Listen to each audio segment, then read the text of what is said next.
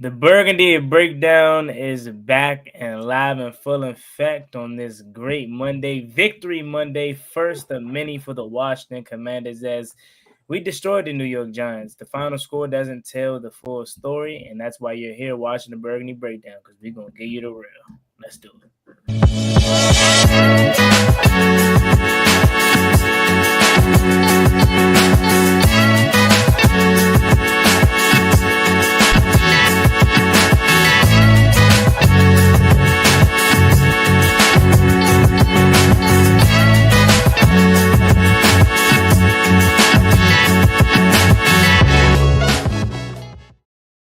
Ladies and gentlemen, welcome back to the Burgundy Breakdown. I am 1/4 of the crew, your man Juan Gotti, alongside Jon, Zee, and Reedie, here on this Victory Monday, fellas, the first of many we hope for the 2025 campaign. How we feeling? Victory Monday, man. Excited. We gotta hurry up and turn around and get another game. So can't be excited for long, but 1-0. 1-0. Indeed. As Dan Quinn said, sleep fast because today was Wednesday. And can't really dwell on this game. I mean, honestly, me personally, I'm already past it. Last night was the day I was on it, and truth be told, I was excited for the win. But me being who I am and being just honest about it, we should have killed these Giants, man. Yeah. Like we left so many opportunities out. And of course, I'm gonna be easy and chalk it up to it just being week 1. But if we go to Green Bay playing like that, it's sayonara. They destroyed Detroit, both sides of the ball. And we cannot have 10 penalties in Lambeau. We cannot have missed overthrows from Jaden Daniels to Terry McLaurin. And we'll get into it, but we all love 5. But the difference between Jaden Daniels and the rest of the league is yesterday was a bad game for him, if we're being honest. Accuracy-wise. He was very inaccurate for a lot of the game yesterday. But even still, he's better than 75% of the league, as he was a big reason as to why we won that game. But Jon, just talk to me about your overall impressions of week 1. I just did it real quick, and I kind of touched on it when I threw up the graphic for BIB. Offense looked rusty. Offense looked rusty. It wasn't smooth. It wasn't quick pace. It didn't start off hot. Like because I didn't watch the whole game, so I might be just talking out of turn. But like from what I saw, basically second half forward, finally picked up the pace. Bill, Deebo, Zach, but like just watching the first few notifications come through on Twitter of like, hey, the first 4 or 5 drives, not looking great, but then defense picked it right back up. I think the offense needed more preseason snaps, as dumb as that sounds. As dumb as it sounds, this is also the reason why you play some of your guys more than one drive in the preseason. You got to get chemistry. You've got to get timing. You got to get rhythm. You got to get communication. Yeah, cool. Connolly only gave up a sack, and Tunsil only gave up a sack. Cool. Two on the day against that D-line is great.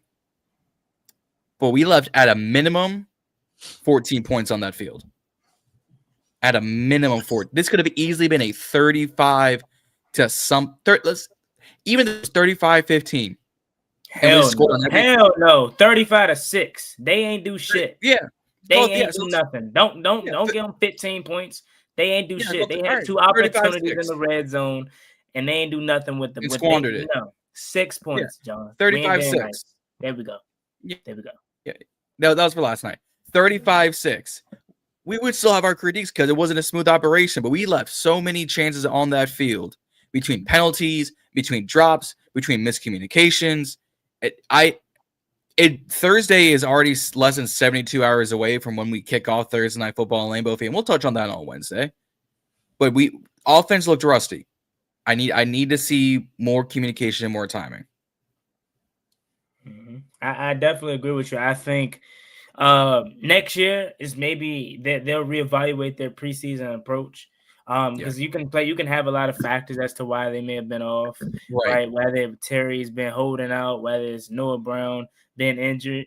Hey, Z, You know I'm gonna get on you, right? Noah Brown. Noah Brown. Hey, look, hey, Did you accept the post? Reedie, I'm disappointed in you, Reedie. Why you ain't letting them have it, man? I already got him. Okay, Did you see the post? Yeah, did you accept it? And that was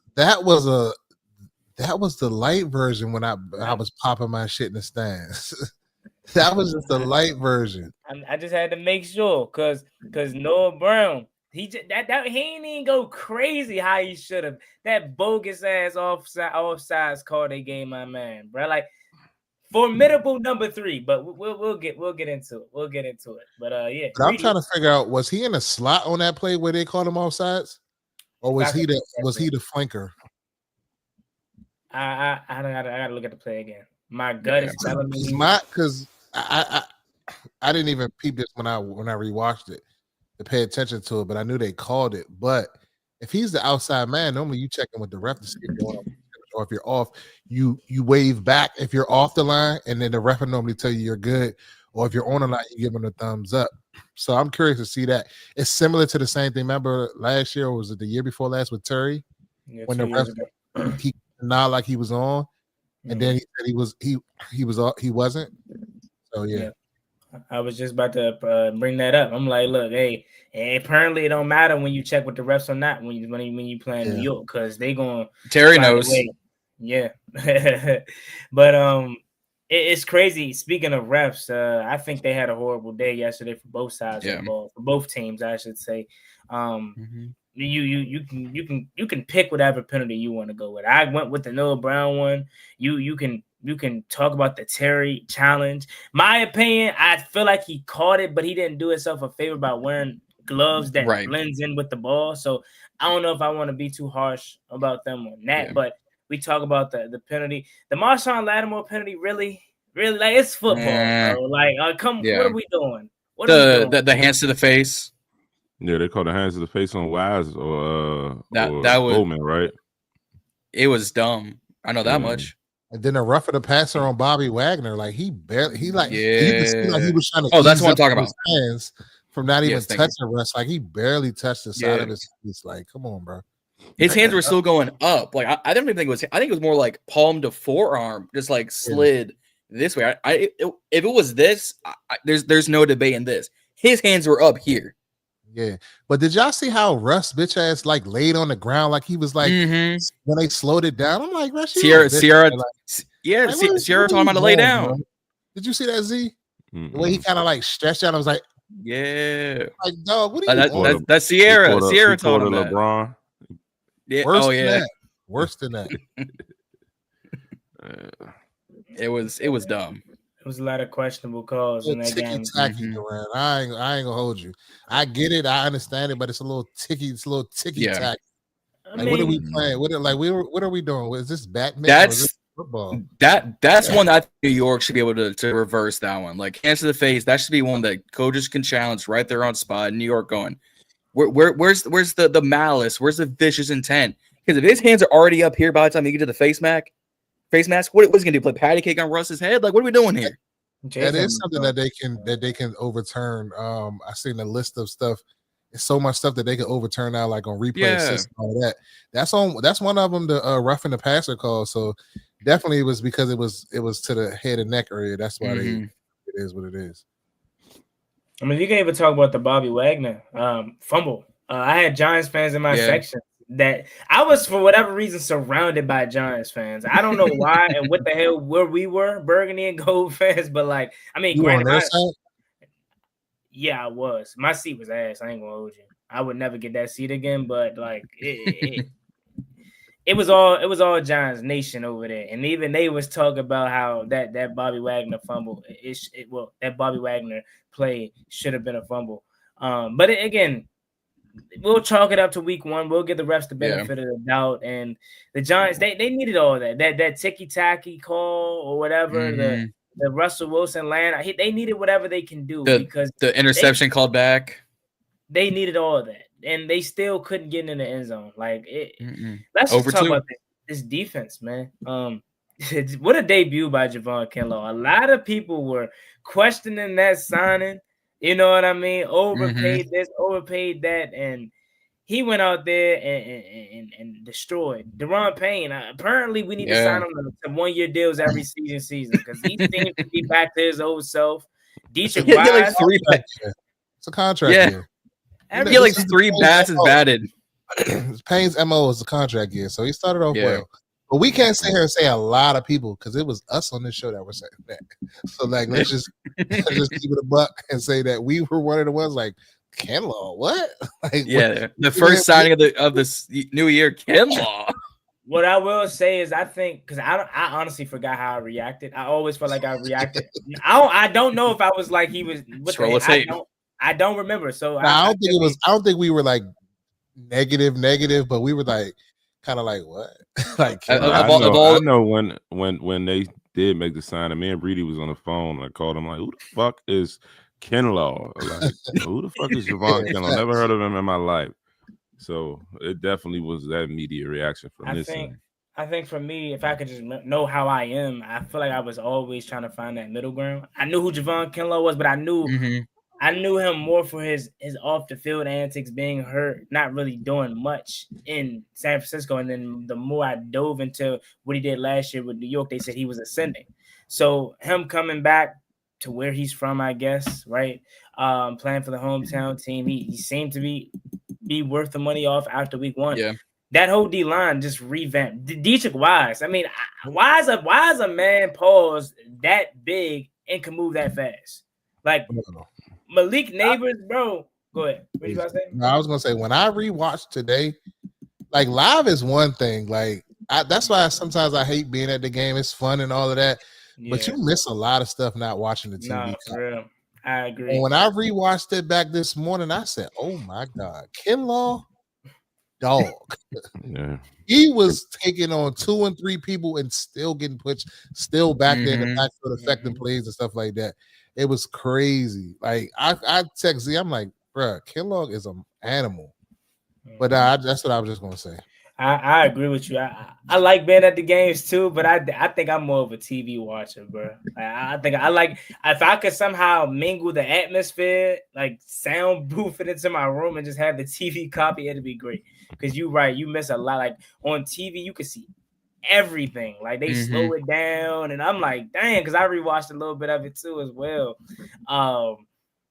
But Dietrich Wise, man, like that play that he made on Malik Neighbors, just to have that awareness and that quickness to get out there on the screen. This D-line impressed me as a whole, and it's really long overdue, right? And I even went out on a limb.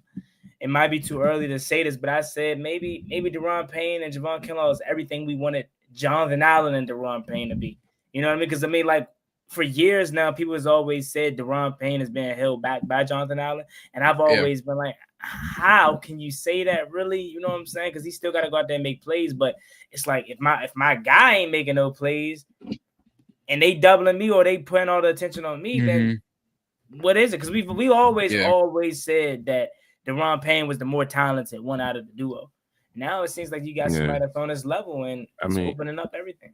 Yeah, and when you say we, it definitely was more so us. I think the national medias and the local medias and everybody kind of, favored John Allen more than Payne in a sense. Even after Payne had the career year he had, that contract year. I don't know, for some reason it's like Payne has always kind of like been in his shadow. So, when they had that whole little falling out and whatnot, and then even it makes me think, even when Payne, I was thinking about it the other day, actually, when Payne was asked about, not having his guy around, is it less motivating and all this and that, and how Payne reacted.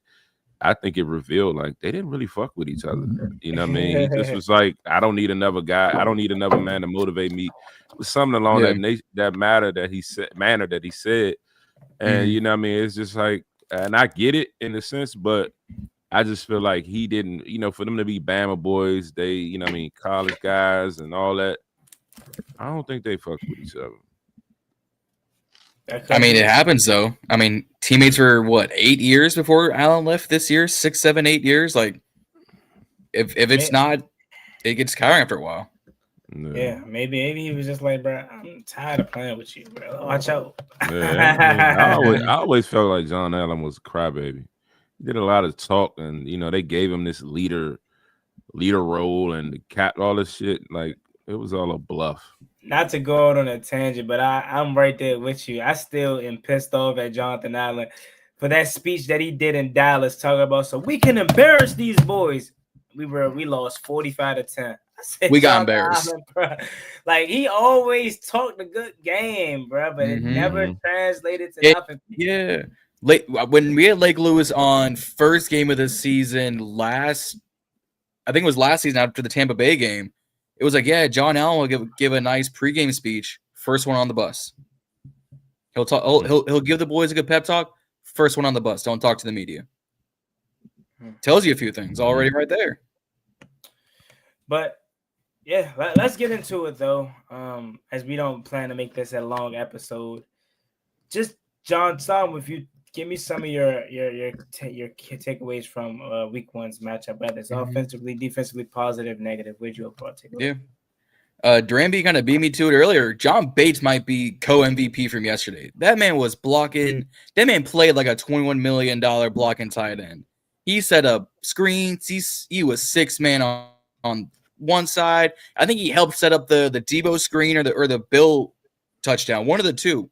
And it's like, oh yeah, we might not need him in the pass game because he's the pass protection that you want from a running back, and he just does it better as a tight end, and it works even better. I think Connerly Jr. only giving up 1 sack and 2 pressures, no QB hits, no QB hurries. For what it's worth, had a good day. It's like on paper and even in person, it's one of the best defensive lines in the league. Carter, Burns, Thibodeau, Dexter, even some of the unknown, like the 2s and 3s that he tackled, they'll get in on the action. And Connerly was like, when y'all can come through, and that's it. That's all I can do. So I thought Connerly Jr. overall had a good day. Like, and this is what we want. Like, every tackle for the most part will give up a sack or 2. And week 1, rookie season, did as well as I thought he was going to do. I thought Bill had a great day. Averaged like 8.2 yards a carry, a touchdown, broke that 40-yarder towards the end of the game. And I'll finish it up with, this isn't a game to evaluate the team. Thursday will be the team to evaluate the game. You get a much better team on your level. You get a much better quarterback on your level. Because I think just based on youth-wise, they're closer than Russ being. I don't care. I ain't buying the Jordan Love hype. He gotta show me Thursday. You ain't never had love for Jordans. We all know it. Never. But he gotta show me Thursday. I will offer up a apology if he showed me on Thursday. I don't think he's trash. I'm out the thumbnail ready. I just think he's a quality starting quarterback in this league. He's a good start. He just hasn't had that game for me. Yeah, you can go back to that Dallas playoff game, but like, he got to show me on Thursday. And on the flip side, all right, you want to know what I'm about to say? Not to cut you off and make it about no. Let's get into it. Thursday night will be Jaden Daniels' Cincinnati Bengals game from last year. Think about it. Okay.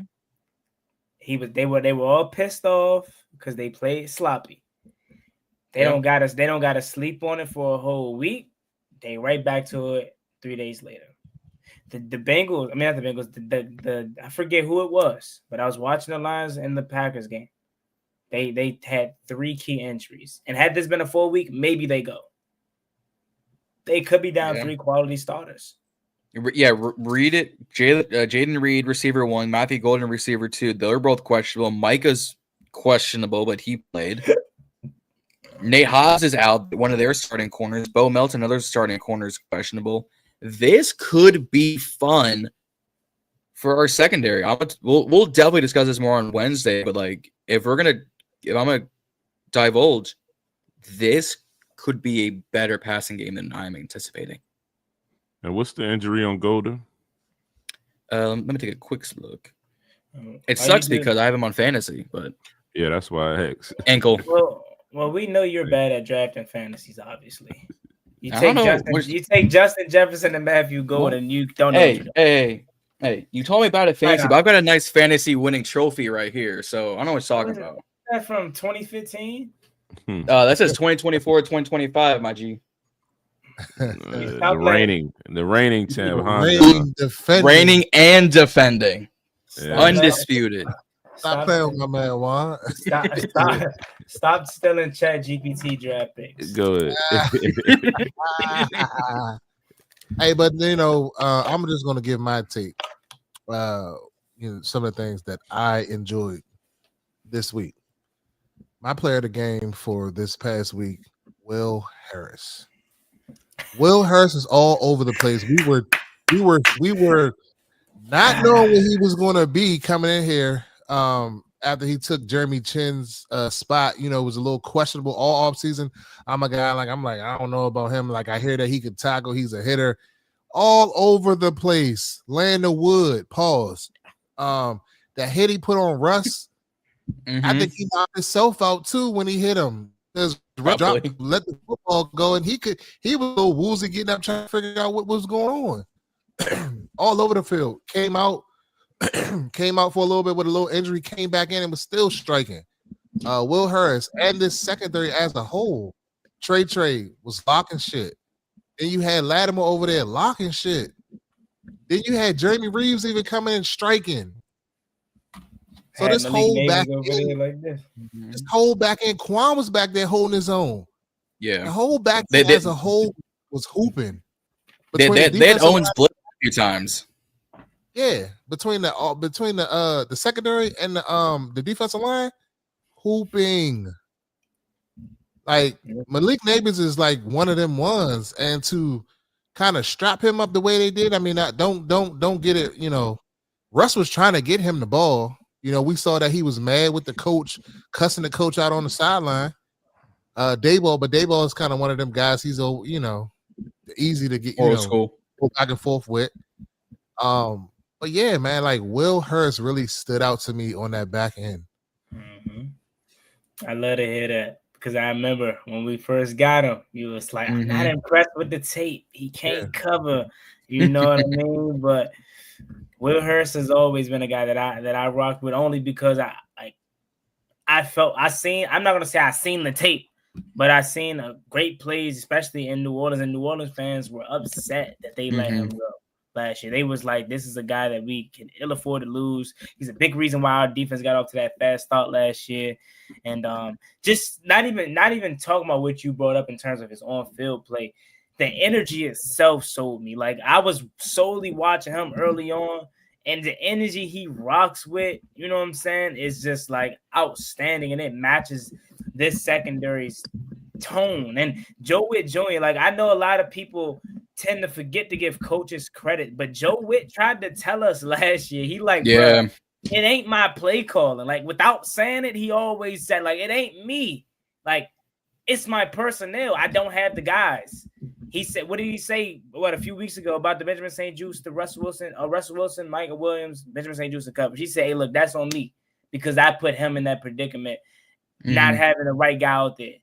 He had never said it about what he got now because he feels comfortable to put anybody and that's to Zee. I mean, Reedie alluded to. Malik Neighbors is a damn good receiver. I mean, that one play I watched him motion. I watched him the whole play, like in live time. He killed Quan at the top of that route, man. Like he but it's Malik Neighbors. And Trey Amos battled with him, right? Marshawn kept up with him too. Yeah. But did you see, not to cut you off, but did you see what they were doing? Like, they was on some high level coverage shit. Yeah. Like, there was one time that Marshawn rotated to the middle of the field, and he was the middle of the field safety. When they went in motion, everything shifted over. I'm like, damn, you never see that. Rarely, like, the corner's really going to stay down. For them to rotate him up high, the safety come down, they're confident with anybody covering. Just to your point. I think today or yesterday's game was the most creative defense I've seen in Washington in 6-7 years? Like, the amount of stunts they pulled, the amount of different zone and man coverages they were pulling. I hate you already. I hate you. But no, like Joe Witt Jr. was dialing it up. There's an argument he might get, if this the way this keeps going, he might get some looks next year for head coaching opportunities. To your point, John, because I know I've talked about Jordan Love, blah blah blah, but they're a damn good team. Like without a doubt, he's a good quarterback. Yeah.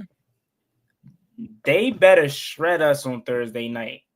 Because if my defense goes out there, because you can limit the hype because it is Russell Wilson and the Giants offense, and they are talent wise. And don't let my defense go out there and do the same thing to the Packers. Jordan Love.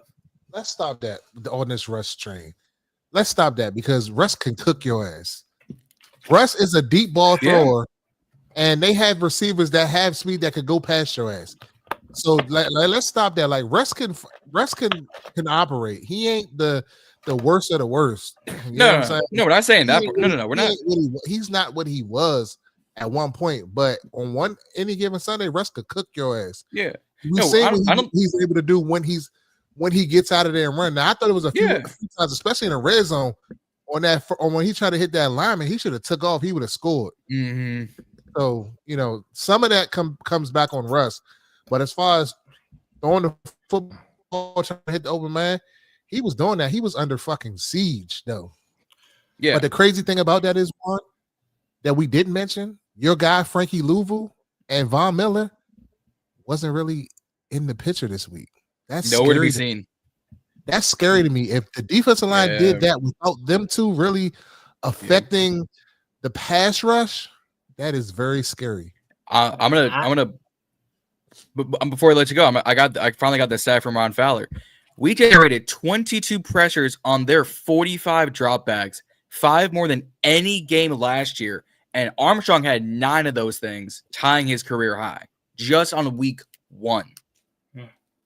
No, I knew Von Miller ain't do nothing because if Von Miller did something, Zee would be letting us have it right now. He would. I knew he ain't do nothing. And I know who did. I know who did do something. Talk about it. Bill. You want to know what my observations from the game? I'll give Eckler his props. He came in 3 series. No, don't open it up. Before he go, let me tell my story. Before he go, let me set it up for him. It's like the first quarter. We said that. Yeah, I was about to tell all this story. Was doing this thing. It's like, really, where the fuck is Bill at? I'm like, where's Bill? And I was like, shit, I don't know. Eckler doing all right. Next thing you know, Bill comes in, just starts turning up. I said, shit. Man. Nah, for real though. Nah, the game started out, like, okay, Eckler's out there first. All right, you get 1 series, go past Eckler, running the ball and catching the ball, and he's the only back in the backfield. I'm like, oh, they're not gonna sub him out. They're not gonna, rotate the guys. Second series, same thing. And now, I'm looking like, okay, Eckler kind of hooping. Okay, cool. Bill standing there just waiting his turn, like a little league waiting on his 8 plays. He's just standing there, just waiting. And then, like you said, like after the 3rd to around the 4th series, Bill comes out there. It just was turned up from there. Like we mentioned earlier, on the show we had earlier, like he, even on the plays that he weren't flashy, he kind of showed you his ability that, like, he still was able to make people miss. It was still some promises. He just kind of gives you that that excitement, like that he could possibly break any run in a sense. He's a true weapon in the backfield. And for the plays where he had the larger gains, it just shows you that, this is the running back that we've needed, that we've been wanting. He is what Brian Robinson wasn't. And we're not gonna bash B-Rob, but he just has that different element that we've talked about all season, all last year, about what we lack. So, kudos to AP and the guys for finding this guy in the 7th round. But to come out and that run with the touchdown run in a sense, like the hop step, to be able to the patience and to be able to shift and then create a running lane, it allows blocks to do it, and then he get in the end zone. Shout out to Terry for going over there and getting that football. Like the same props we gave Jaden in the preseason. Terry was a real one for doing that for him. This game. And then, you know, I mean, they pretty much kept him, you know, in the game. Now they still rotated the backfield in a sense, but you know what I mean, to allow him to keep his momentum as the game went along, it shows that he, you know, like I said, I predicted week 4, week 6 RB1. It's looking like week 2. You know what I mean?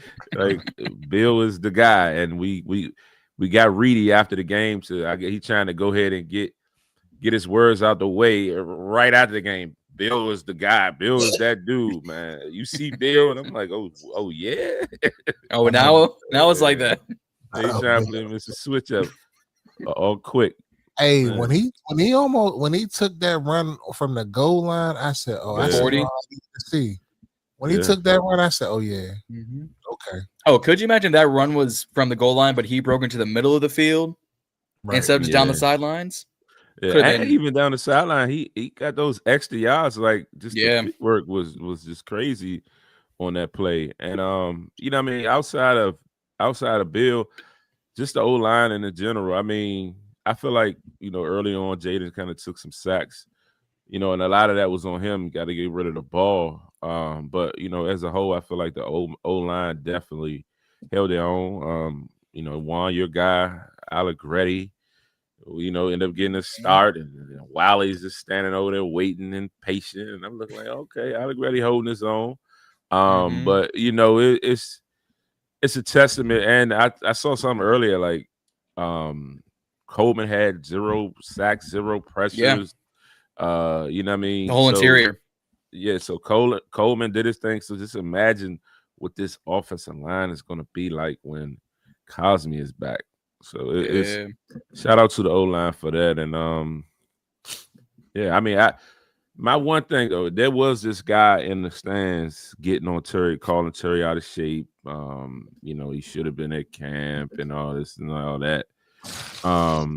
But yeah, I feel like Terry's going to come around. That play where Jaden threw the bomb and everybody's saying it's an overthrow. Man, Terry came out jogging on that route, and I watched Terry every play before that, where, you know what I mean, he was kind of energized and running. Maybe he was, you know, not in game shape. Like he was running his routes hard. They were subbing him out. He couldn't really get his momentum finally going. And then on that particular play, like the play before that, he wasn't really getting any looks. Like Jaden was going to Deebo, going to Chris Moore, you know, going to Noah a few times. So he probably felt like he wasn't going to get the ball. And he came out jogging, then he looked up and seen it. He tried to speed up. So if Terry just get that mental aspect of it back too, we'll be fine. And I think that's going to change quick. And that would have been if he would have caught that one. Yeah, that was a house call. The fact that the first big play I see come across Twitter was, what was it, a 40 or 50 yarder to Chris Moore? I go, what are we doing? Yeah. Chris Moore elevated and does this. What are we doing here?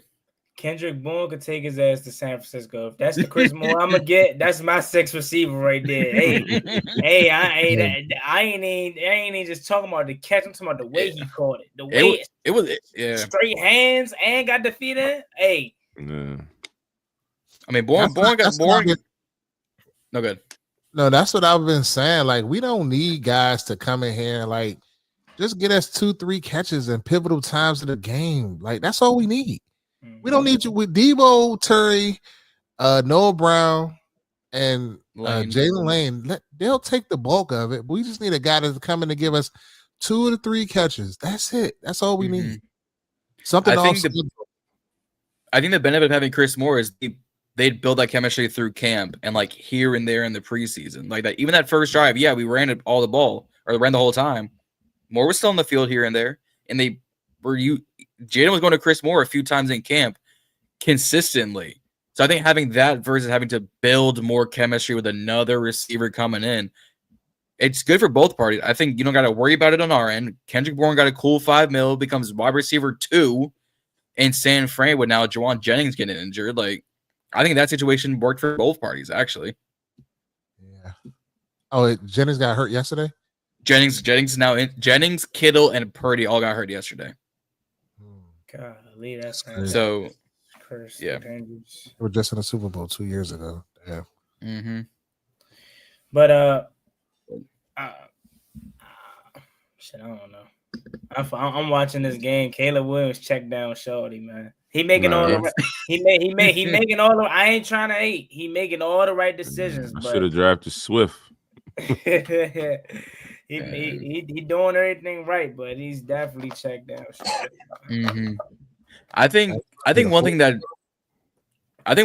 was underrated in terms of like the game overall, the edge rushers themselves, like they didn't like on paper they didn't flash out, but we mentioned Wise getting onto Neighbors. You were seeing the whole D-line eat, whether it was interior or exterior. Like I said, that 20 something pressures more than last year. I think that it shows pieces that they got worked, especially on the edge, because that made sure that the running backs had to go to the inside. Well, they went inside and got destroyed. Like most of the rushing, I think what was it, 30 of the 60 or 70 rushing yards from New York was just Russell Wilson scrambling. Like nothing designed, nothing choreographed, nothing scripted, no play calling. It was him going, damn, I can't go here or here. And they strapping up, your boy got to run.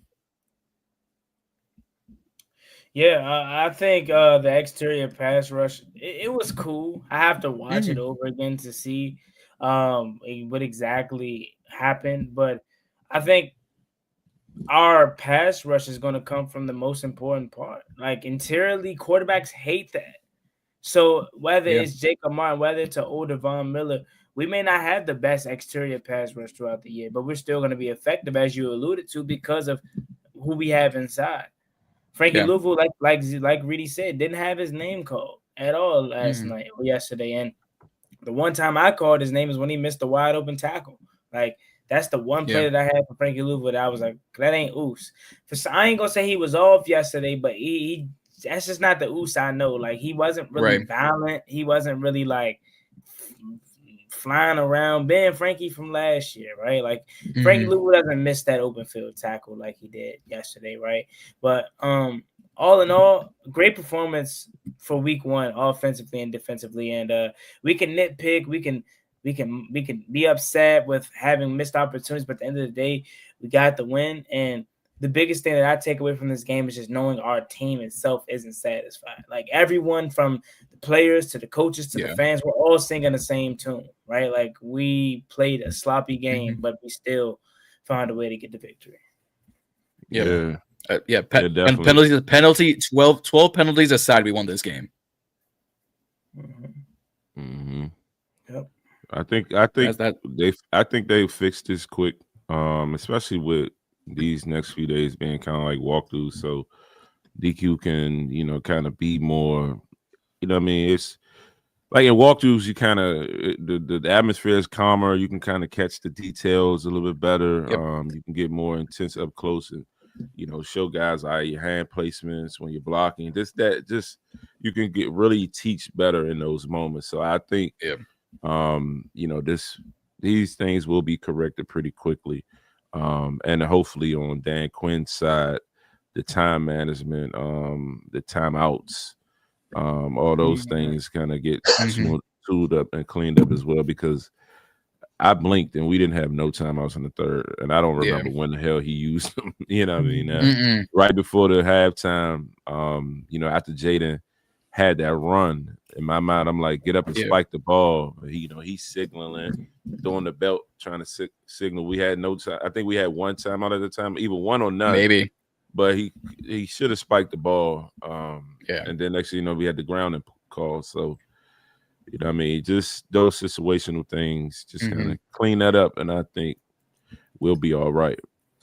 We had no timeouts at that point in time in the game. No Brady was saying on a broadcast, that's why he likes to keep a timeout, because of stuff like that. It's too many things that happen at the end halves, at the end of games, where you need those timeouts. Because in the sense of, even if he does everything goes the same way and you get that grounding call, you have the timeout to stop the clock by being a 10-second runoff to get out of the half, because we at least got the field goal. So that could have came back to bite us. Not in those points at the end of the half as well. I also didn't like the play call. I love everything Cliff did yesterday. I even sat there yesterday upset, sad because we're going to lose Cliff at the end of this season. He was in his bag. Like he was cooking. But I did not agree with that play call, that QB draw. Not that it was a bad play, but just that time. Had you had a timeout in your back pocket, had you had something to call a timeout or enough awareness to your team to be like, hey, get up and spike it and know we were going to be comfortably able to do it, cool. Right? You're trying to catch them off guard with not to have JD5 go up the middle. But that's the risk that you take, that it doesn't work out. And I didn't necessarily like that play call. I think it was a 3rd and 2. Also, it was like 2 plays that I just didn't like. But other than that, Cliff was really stellar as well. But yeah, that was a PI on Noah in the end zone too. Yeah. And y'all will be, slightly surprised as he was like, not gonna call the PI. I'm like, that's Noah Brown. It's a PI. It's a PI. That's what I keep trying to tell y'all. Like, I'm not against them. All I was just against is y'all glaze. That's it. It wasn't no glaze. I guess I'm glazing it because that is hold on. Sidebar. Did anybody catch on the broadcast what your man Brady said? Nah. I think it was. I said Zeta. I can't remember when it was, but it was like it was some point in the game. He was they were saying something about Dean Blandino being a rules expert, and then Brady was like, "Well, you ain't told Burkhardt, you ain't never been an expert in nothing." And then he said something back, and then Brady was like, "What the young kids are saying is that's glazing," and I was like, I laughed. I said, "Brady the GOAT for that." So that man, he been around his kids too much. He told that man it was glazing on the national broadcast. I was dying laughing. When I heard that's insane. But yikes. Yeah. So what are our early takeaways and things we must do in order to come out of this Thursday with a victory? I mean, or we want to save that until Wednesday? I say save it to Wednesday. So let's save it. Bask one more day of this victory. Yeah. That's it. That's it. Well, people, if you haven't already done so, please like, share, subscribe at the Burgundy Breakdown Wash. Also, subscribe to Juan Gotti Talking Sports. He's on the road to what now? 11,000. 11,000. Also, subscribe to Jon at Ballin In Burgundy Podcast. He is on the road to 1,000. Yep. And also, Reedie and Zee, we are on the road to 2,000 subscribers. And also, make sure that you like, share, subscribe, and send this to a friend. The Burgundy Breakdown.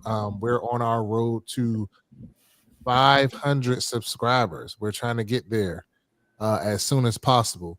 We'll see y'all this coming Wednesday around the same time, 9:45, as we'll give our pregame analysis at the game going against the Green Bay Packers this coming Thursday. And if don't nobody have anything else, I'm Reedie. I'm Zee. I'm Jon. And I'm Juan. And we out of here.